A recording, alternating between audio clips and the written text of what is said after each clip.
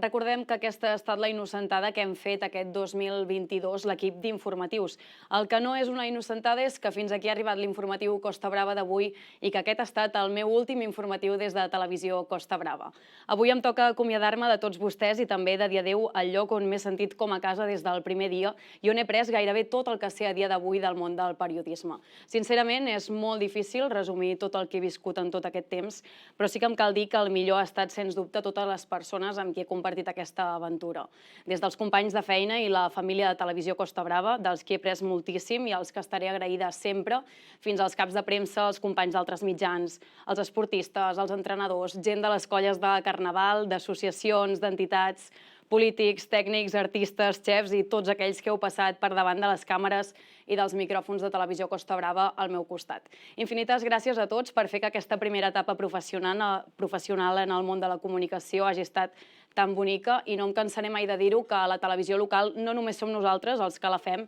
sinó que no tindria cap sentit sense tots vosaltres. I per últim, però no menys important, espectadors i espectadores, dir-vos que ha estat un autèntic plaer acompanyar-los i portar-los les notícies que han succeït a la Costa Brava Centre durant els últims 4 anys i mig, que es diu ràpid, i només em queda agrair-los la confiança i el fet que ens segueixin cada dia, que és el nostre motor. A partir d'avui passaré a ser una espectadora més i veuré des de casa tot el que queda per explicar en aquesta televisió, que són moltíssimes coses, però de ben segur que d'alguna manera o altra ens tornarem a veure molt aviat. Moltíssimes gràcies per la seva atenció i fins sempre.